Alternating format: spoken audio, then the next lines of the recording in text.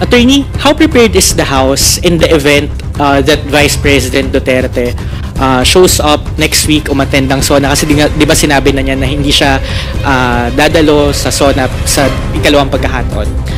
Yung right to due process ni Vice President Sara ay natugunan sa buong proseso.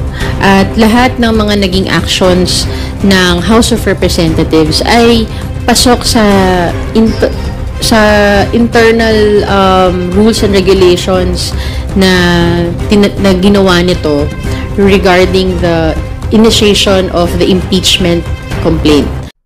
Ito na nga, House of Representatives handa umanong harapin si VP Sara. HOR may banta pa. Pero bago ang lahat, maaari kayong mag-subscribe para maging updated sa mga issue at bagong mga balita.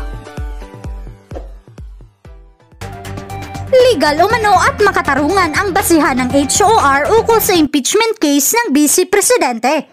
Sara Duterte, handa ng pabagsakin ng mga buwaya sa gobyerno. Princess Abante, nagmamagaling na naman kahit walang kaalam-alam. Narito ang buong detalye. Thank you, Leonesca. Dwight De Leon from Rappler is next. Hello po, good afternoon, Attorney. Attorney, magkano yung ginastos ng House of Representatives for this year's State of the Nation address? Maalala na natin last year, nagkaroon or nakatanggap ng kritisismo yung House. Siguro confusion kung paano kinastos yung 20 million budget. This year ba, ano yung budget natin para sa SONA? Unfortunately, wala ako nung figures nung budget for the SONA. But as far as I know, yung mga allocated na budget for the SONA katulad ng mga nabanggit last year, it's not just to be spent on that day. Budget for the whole preparation for the SONA, and also may iba't ibang ahensya din na naghahanda para sa SONA. So, kung yung specific figures, wala akong mabibigay sa ngayon. Okay po. Attorney, how prepared is the House in the event that Vice President Duterte shows up next week umattend ng SONA? Kasi di ba sinabi na niya na hindi siya dadalo sa SONA sa ikalawang pagkakataon? Ready naman po ang House of Representatives to welcome all officials of the government to attend the SONA. Especially bilang isang Vice President, dapat din kasama rin naman sa kanyang tungkulin na makinig sa magiging report ng ating Presidente. The House of Representatives is ready to welcome for her to attend and listen to the report of the President. On another matter, last week, ang COMELEC approved the substitution sa Tingog, allowing Congresswoman Yeda to be back in the House of Representatives. Can you just explain po, Attorney, how did this happen? Kasi isn't she already on her fourth term by next Congress? Ano po yung explanation doon? Unfortunately, I cannot explain it as House spokesperson because yung decision on that was by the COMELEC.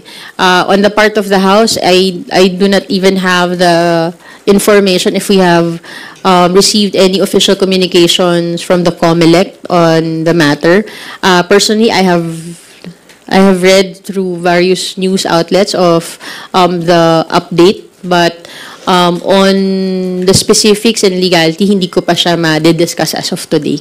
Okay, pero ma'am, ano na lang yung siguro sentimiento nyo as House spokesperson doon syempre sa mga kritisismo na mas nag-e-enable ng political dynasty yung ganitong ginawa na pag-angat kay Congresswoman Yeda bilang representative again of Tingog. So now, Speaker Romualdez, yung kanyang anak na si Andrew Julian, and also Congresswoman Yeda, they will all be part of the 20th Congress. The House of Representatives will only accept kung ano yung mga rulings ng COMELEC in situations like this.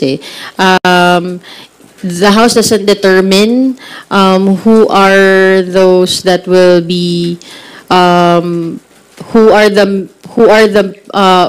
from the nominees of the party list kung sino yung uupo. It is based on the proclamations from the COMELEC. So as to opinions, hindi naman nagbibigay ng ganyang klaseng opinion ng House so far on that. Okay pa. Thank you po. Thank you, Dwight. Darlene K. from GMA7, please go ahead with your questions. Magandang umaga po. Ma'am, sa follow-up lang ako dun sa SONA preparations. Last year, nag-release yung House of Representatives ng guidelines tungkol sa mga susuotin ng mga attendees. And I remember last year, may mga umalma doon sa guideline on protest clothing. This year po ba, may similar guideline po ba tayo? O ano po yung gusto nating sabihin na reminders? Actually, hindi ko siya nakita masyado. Pero, of course, the SONA is an important event. Importante yung report ng Pangulo sa mamamayan. And while we welcome everyone that will be attending, we expect everyone to be in the proper attire and decorum.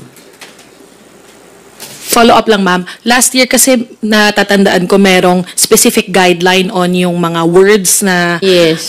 or statement na ma-print or malalagay sa damit or anumang part of clothing. May ganun din po ba this year? Na pagbabawal? Hindi ko specifically pa siya na tignan. Again, it would fall on decorum din, no? Na siguro sa pagrerespeto ng proseso ng SONA ay maging respectful din tayo sa ating decorum din dito pagpasok ng House. Are you done with your questions? Darlene, thank you, Darlene. Rosalie Casigan from UNTV.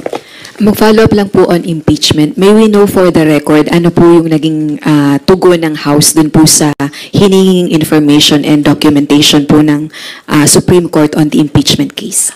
Nilinaw ng House of Representatives sa Supreme Court na lahat ng naging actions ng House of Representatives ay ayon sa internal rules and regulations nito at ng konstitusyon. Yung tatlong impeachment complaints na na-receive ng December were acted upon within the 10 session day requirement of the Constitution. And the fourth impeachment complaint was acted upon also within the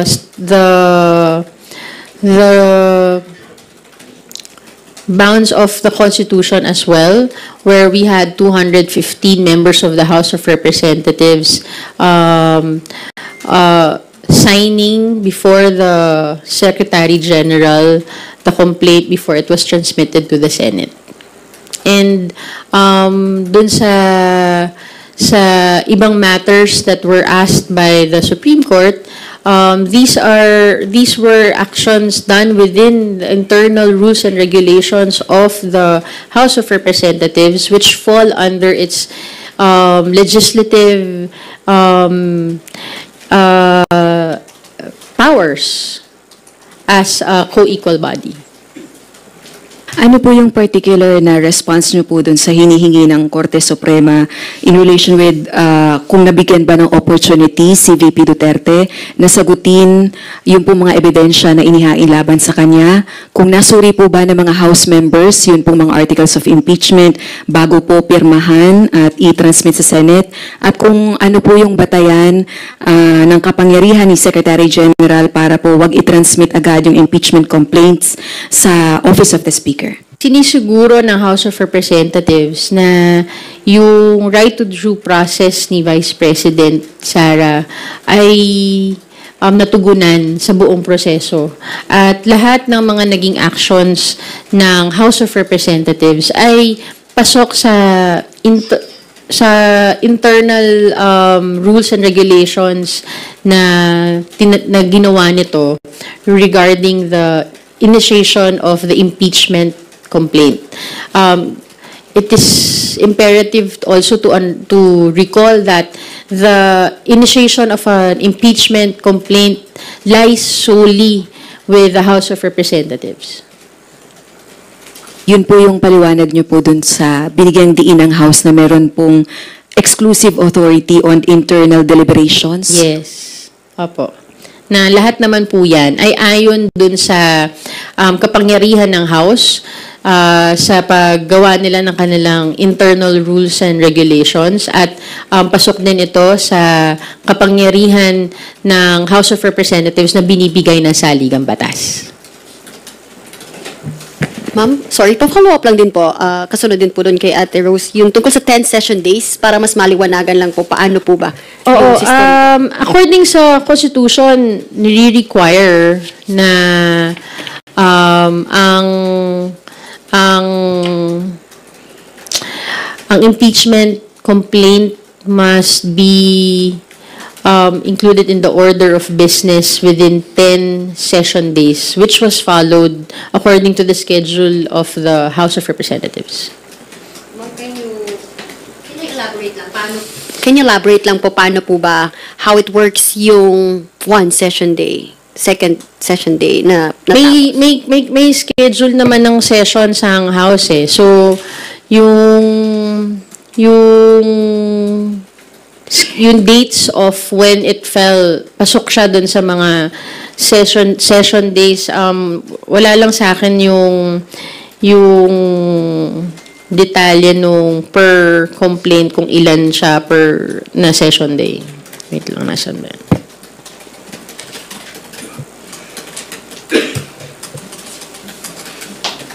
Pero iba po yung calendar days dun sa session days. Yes, magkaiba yung calendar days.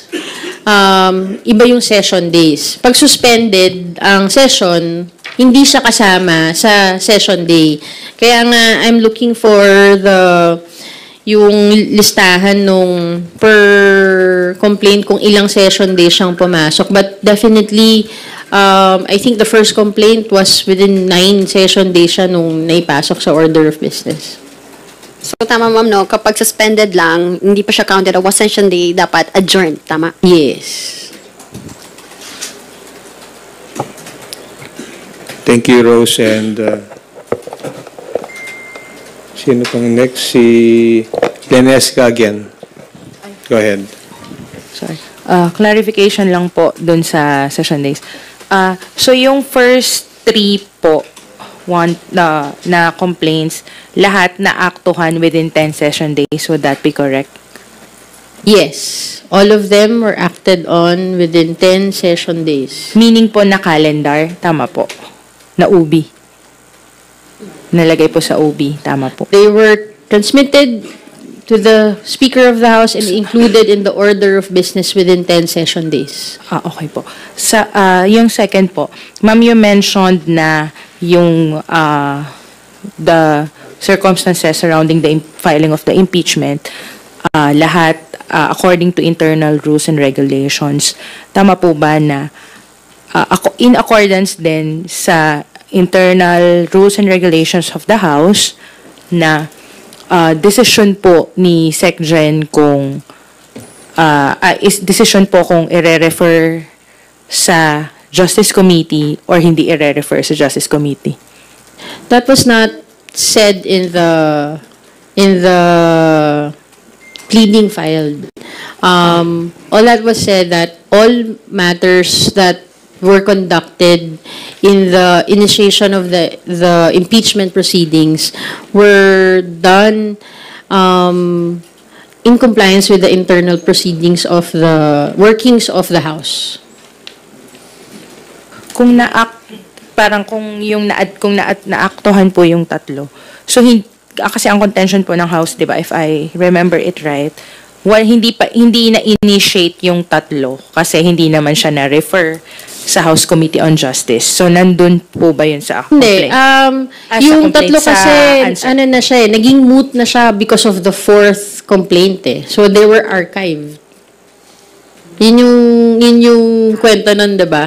1, 2, 3, and then may 4th. When there were transmitted and included in the order of business, they were later on archived because it became moot due to the fourth complaint. Thank you, Marian and Lenesca. Gab Lalo from Philippine Daily Inquirer. Go ahead. Sorry, clarify ko lang kasi sabi niyo po nakalendar po yung 3 complaints. Nasa OB po siya. Order of business. Within 10 session days. Kasi ma'am, naalala ko lang, kaya ko lang may tatanong. Kasi nung February 3, na-interview po namin si SecGen at ang sabi niya, ito po yung quota, it's still with me but we have to act on it this week. We will act on this week, itong week ito ang deadline. Ibig sabihin, nasa kanya pa po yung 3. Ang hinihintay niya po kasi nun, yung pang-4 po na complaint. Ibig sabihin po ba, between February 3 to February 5, naibigay siya kay speaker and then si speaker pinakalendar po agad? Let me review my notes on the schedule kasi wala pa ako niyan during that time, no. Ang naalala ko na they were acted upon within the 10 session day requirement by the Constitution, which all were on February 5.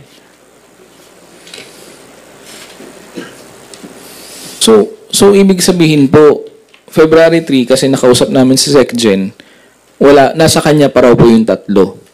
And then February 4 po na ipasa kay speaker. Kasi I can only speak based on records. Apo.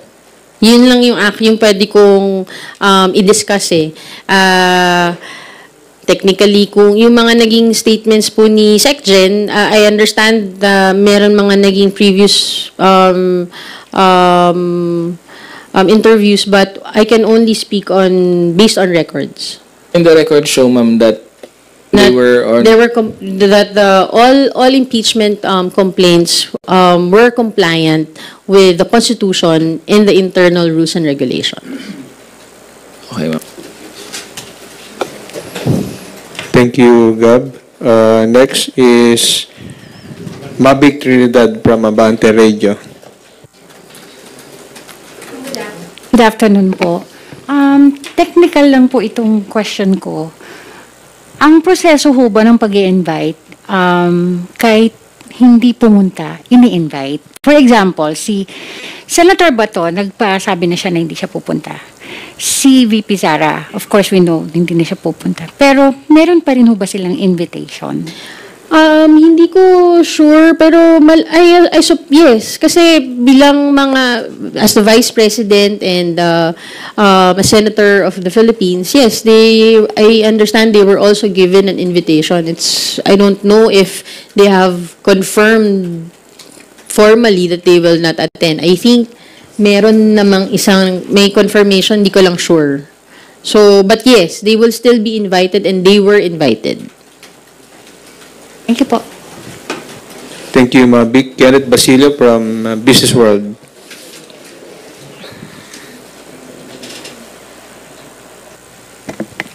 Good afternoon po, ma'am. Ma'am, sa LEDAC naman po tayo, no? As we are a week away from SONA, nakapag-compile na po ba yung House ng mga priority bills na balak neto i-submit sa LEDAC for inclusion sa CLA? For priority bills kasi, we have to wait for the organization of the House. It will then, dun pa lang magkakaroon ng discussion ang House leaders and party leaders on the priority bills that will be submitted. So, we will await by after July 28. So, after July 28 pa yung magiging formation ng LEDAC to deliberate kung ano yung pagkakaintindi ko, not necessarily LEDAC, pero for the House priorities, dun madidiscuss after the organization. So, it's safe to say wala pa tayong draft sa ngayon? Wala pa. Although, of course, the members of the House already filed their own personal priority bills, such as Speaker Martin and other members of the House of Representatives. But the House as a whole, the priority measures of the House as an institution will later on be discussed after the organization. Okay, and on the budget naman po, when will the House receive nga po yung proposed 2026 budget from the executive, and is the chamber in talks with DBM po ba for coordination and preliminary review prior to its submission to Congress? I will have to check on that. Wala pa ako nung information kung meron ng official transmission ng budget. Parang, kasi normally after SONA naman nangyayari siya. And we expect na a few months after SONA, magsa-start na rin yung mga deliberations on the budget. Okay, and ano po yung mga naging hakbangin ng chamber to ensure that it is prepared and its lawmakers are prepared to tackle the budget come budget talks po? Well, by July 28, dun pa lang magkakaroon ng organization. So, dun pa lang natin mako-confirm sino-sino ang magiging chairman and members of the Committee on Appropriations. But all members of the House are always welcome to participate in the budget deliberation. Time and time again, yan naman ang nangyayari. And under the leadership of Speaker Martin Romualdez, mas nakita natin na mas binuksan ang budget deliberation, not just to all members of the House, but also to the public. I am confident that the House of Representatives in the 20th Congress will again are very prepared to tackle the budget for the 2026 GAA. Okay, and the last question na po. Ano po yung mga sectors na tinitignan ng chamber na bibigyang prioridad pagdating ng budget deliberations po? May nakikita po bang key sectors? Again, I cannot answer that with specifically. We will all have to wait until the organization on the July 28th para makita na lahat ng mga magiging priorities ng House through its party leaders and House leaders. Thank you, Kenneth. Red Mendoza from Manila Times. Hi po, good afternoon po, ma'am. Ma'am, for soundbite purposes only, ilang percent na pong ready ang House of Representatives sa State of the Nation address? Is it 100%, 95%, 90%? Ilang percent po ang pwede po natin masabi? From the discussions that I've heard earlier, siguro nasa mga 90-95% na tayo ready, leaving room for some adjustments katulad ng mga natanong kanina, whether other contingencies, but yeah, we are very much prepared for the SONA by next week. Okay. Ma'am, may kumakalat po kasing social media post na meron daw pong 45 billion pesos na allocation ang House of Representatives sa 2025 budget. Can we clarify this po? Kasi marami po nagsasabi na itong 35 billion daw na to na sinasabing allocation sa House of Representatives is parang grotesque daw po or nakakarimarim daw po, as they said, while yung the Office of the Vice President daw po na nagbibigay ng serbisyo sa publiko, binigyan lang po ng 738 million. So, a little, lang po, clarification, saan po nanggaling po itong 35 billion pesos po ng House of Representatives po, ma'am? Di ko alam, kasi sabi ko kanina wala rin akong information dun sa specific budget. Baka galing na naman sa Marites yan. So, I have no comment on that. So, hindi niyo po, ma'am, na-check yung allocation ng House for this year? Wala po, ma'am. I have no information on the allocation for the budget of the for this budget year po, for ma'am. the SONA. Hindi, ma'am, for this year po, ma'am. Yung buong House of Representatives po, ma'am. Wala po. Wala ma'am. po. Okay. Ma'am, last question na lang po, ma'am. Kasi last week umugong na pinaalis daw po sa opisina niya si Deputy Speaker or former Deputy Speaker Duke Frasco. And of course, may mga rumors or merong mga conjecture na he's being primed as the black horse or the dark horse daw of the speakership. Do you think po ba is Kong Duke Frasco would he be allowed to run as Speaker of the House of Representatives po ba? Do you think po ba okay po ba sa House members na merong kumalaban kay Kong Martin? Again, mahirap mag-comment on Marites questions, pero I think lahat naman may karapatan bilang House member, no, to run for the speakership. What I have as from credible sources are the 280 plus manifesto of support for Speaker Martin Romualdez. Okay. Sige po, ma'am. Thank you po, ma'am. Thank you, Red. Are there any other questions from the media? If there are none, we will proceed with the closing remarks of Attorney Abante. Well, again, I thank you all for giving us time today as we prepare for the SONA next week. Again, dun sa issue ng impeachment, we are looking forward for the actual trial to start. The House has already complied with its duties